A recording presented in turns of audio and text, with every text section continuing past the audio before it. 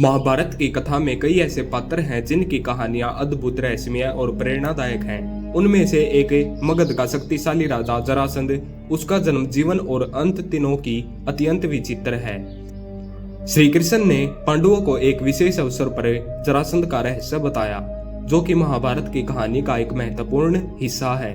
जरासंध का जन्म एक विचित्र प्रारंभ। जरासंध का जन्म सामान्य नहीं था। मगध के राजा बृहदर्थ की कोई संतान नहीं थी। वे चिंतित थे और उन्होंने ऋषियों से संतान प्राप्ति के लिए यज्ञ कराया। यज्ञ के फलस्वरूप उन्हें एक दिव्य फल प्राप्त हुआ। राजा ने वह फल अपनी दो रानियों को समान रूप में बांट दिया। फलस्वरूप दोनों रानियों ने आधा आधा शरीर उत्पन्न किया। एक के गर्भ से शरीर का ऊपरी हिस्सा और दूसरी के गर्भ में निचला हिस्सा। राजा यह देखकर स्तंभ रह गया। यह अधूरा शरीर न तो जीवित था और न ही मृत। राजा ने दोनों हिस्सों को फेंकवा दिया। संयोग से एक राक्षसी स्त्री, जिसका नाम जरा था, जंगल में घूम रही थी।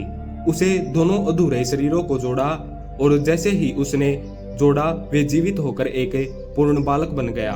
उस स्त्री को देखकर राजा के सेवक भयभीत हो गए, लेकिन जब उन्हें पता चला कि यह वही बालक है जिसे राजा ने त्याग दिया था, वे उसे वापस ले गए। राजा ने इस बालक को जरा नाम की स्त्री के कारण जरासंध नाम दे दिया, जिसका अर्थ होता है जरा द्वारा जोड़ा गया। जरासंध की शक्ति और अहंकार। समय के साथ जरासंध एक महान योद्धा और एक शक्तिशाली राजा बन गया।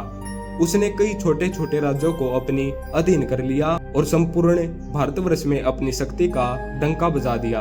वह कंस का ससुर भी था, क्योंकि उसकी दो बेटियां कंस से विवाहित थी।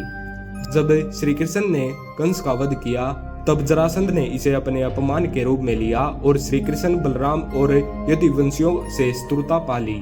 उसने 17 बार मथुरा पर आक्रमण किया, लेकिन हर बार श्री कृष्ण और बलराम ने उसे पराजित किया।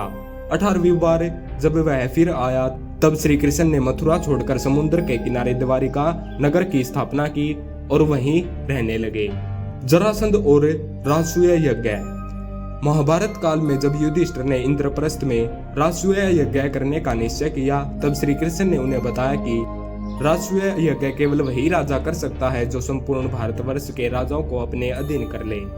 लेकिन जरासंध जैसे शक्तिशाली राजा तब तक जीवित रहेगा, तब तक संभव नहीं होगा, क्योंकि लगभग 86 राजाओं को वही बंदी बनाकर रख चुका था, जिन्हें वह शिव को बलि देने के लिए बंदी बनाता था। श्री कृष्ण ने बताया जरासंध का रहस्य। श्री कृष्ण ने भीम और अर्जुन को साथ लेकर जरासंध को पराजित करने की योजना बनाई। तीनों ब्राह्मण का वेश धारण कर मगध पहुंचे।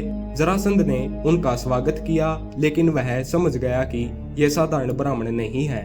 उसने जबरदस्त बौद्धिक परीक्षा ली और श्री कृष्ण ने तब तक उससे सीधा कहा कि वे उसे द्वंद्व युद्ध के लिए चुनौती देने आए हैं। श्री कृष्ण ने जरासंध के बारे में भीम को रहस्य बताया कि जरासंध का शरीर 2 हिस्सों से मिलाकर बनाया गया है, इसलिए केवल उसकी मृत्यु का रहस्य भी शरीर के उसी विभाजन से छिपा हुआ है। भीम और जरासंध का युद्ध 13 दिन तक चला, लेकिन कोई निर्णय नहीं हो सका। 14वें दिन श्री कृष्ण ने एक गुप्त संकेत दिया। उन्होंने 2 घास की टहनियां पकड़कर बीच में से फाड़ दी। यह देखकर भीम समझ गया और उसने जरासंध के शरीर के 2 हिस्सों में खींचकर विपरीत दिशा में फाड़ दिया। इस तरह जरासंध मारा गया। बंदी बनाए गए राजाओं की मुक्ति। जरासंध की मृत्यु के बाद श्री कृष्ण, भीम और अर्जुन ने 86 बंदी बनाए गए राजाओं को मुक्त कराया और उन्हें उनके राज्यों में पुण्य प्रतिष्ठित किया। यह एक बहुत बड़ी विजय थी, जिससे युधिष्ठिर का राजसूय यज्ञ संपन्न हुआ। जरासंध की मृत्यु का महत्व। जरासंध की मृत्यु केवल एक राजा की हार नहीं थी, बल्कि यह अधर्म और अहंकार पर धर्म और नीति की विजय थी।